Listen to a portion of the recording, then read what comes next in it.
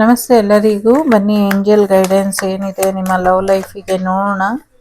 It's A past life relationship ಅಂತ ಹೇಳ್ತಾ ಇದೆ. ಸೊ ಹಿಂದಿನ ಜನ್ಮದ ರಿಲೇಶನ್ಶಿಪ್ ಇದೆ ಇದು, ನಿಮ್ಮ ಮತ್ತು ನಿಮ್ಮ ಪಾರ್ಟ್ನರ್ದು. ಸೊ ಸ್ವಲ್ಪ ಇನ್ನ ಹೆಚ್ಚು ತಿಳ್ಕೊಳ್ಳಿ ನಿಮ್ಮಿಬ್ರು ಬಗ್ಗೆ ಅನ್ನುವಂಥದ್ದು ಇದೆ. ಸೊ ತುಂಬ ಫ್ಲರ್ಟ್ ಎನರ್ಜಿ ಇದೆ. ಸೊ ಒಂದು ಸೀರಿಯಸ್ನೆಸ್ ಆಗಿ ತಗೊಳ್ಳಿ ಎನ್ನುವಂಥದ್ದು ಇದೆ. ಜೊತೆಗೆ ಫೈನಾನ್ಷಿಯಲ್ ಮತ್ತೆ ಕೆರಿಯರ್ ವಿಚಾರಗಳು ತುಂಬಾ ಎಫೆಕ್ಟ್ ಮಾಡ್ತಿದೆ ನಿಮ್ಮ ಲವ್ ಲೈಫಿಗೆ ಅನ್ನುವಂಥದ್ದು ಇದೆ. ಒಂಚೂರು ಕಾಮಾಗಿ ಯೋಚನೆ ಮಾಡಿ ನಿರ್ಧಾರನ ತಗೊಳ್ಳಿ.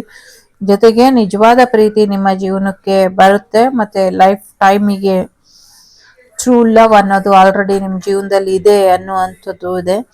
ಜೊತೆಗೆ ಕೆರಿಯರ್ ಮತ್ತೆ ಫೈನಾನ್ಷಿಯಲ್ ವಿಚಾರಗಳನ್ನ ಇಗ್ನೋರ್ ಮಾಡಬೇಡಿ ಅನ್ನುವಂಥದ್ದು ಇದೆ. ತುಂಬಾ ಅಟ್ರಾಕ್ಷನ್ ಇದೆ ಇಬ್ಬರ ಮಧ್ಯ. So you deserve love. So ನಿಮಗೆ ಒಳ್ಳೆ ಪ್ರೀತಿ ಸಿಗಬೇಕು. ಸೊ ಹಾಗಾಗಿ ಬರೀ ಅಟ್ರಾಕ್ಷನಿಗೆ ಒಳಗಾಗಬೇಡಿ ಅಥವಾ ಫ್ಲರ್ಟ್ ಮಾಡೋರಿಗೆ ನಿಮ್ಮ ಪ್ರೇಮ ಜೀವನದಲ್ಲಿ ಯಾವುದೇ ಸ್ಥಾನನ ಕೊಡಬೇಡಿ. ಜೊತೆಗೆ ನಿಮ್ಮನ್ನ ನೀವು ಫ್ರೀ ಮಾಡ್ಕೊಳ್ಳಿ ಅನ್ನುವಂಥದ್ದು ಇದೆ. ನಿಮ್ಮ ಟೈಮು, ನಿಮ್ಮ ದುಡ್ಡು ಎಲ್ಲವೂ ಕೂಡ ಇಂಪಾರ್ಟೆಂಟು. ನಿಮ್ಮ ಎನರ್ಜಿನ, ನಿಮ್ಮ ಪವರನ್ನ ನೀವು ಕಂಟ್ರೋಲ್ ಮಾಡಿ ಬೇರೆಯವರಿಗೆ ಅದನ್ನ ಕಂಟ್ರೋಲ್ ಮಾಡೋದಕ್ಕೆ ಅವಕಾಶನ ಮಾಡಿಕೊಡ್ಬೇಡಿ ಅನ್ನುವಂಥದ್ದು ಇದೆ. ಸೊ ನಿಮ್ಮ ಲೈಫಿನ ಕಂಟ್ರೋಲ್ ನೀವು ತಗೊಳ್ಳಿ, ನಿಮ್ಮನ್ನ ನೀವು ಫ್ರೀ ಮಾಡ್ಕೊಳ್ಳಿ ಅನ್ನುವಂಥದ್ದು ಇದೆ. Yes, this is soulmate connection ಅಂತ ಇದೆ. ಸೊ ಇದೊಂದು ಸೋಲ್ಮೇಟ್ ಕನೆಕ್ಷನ್ ಅಲ್ಲಿ ನೀವಿದ್ದೀರಾ.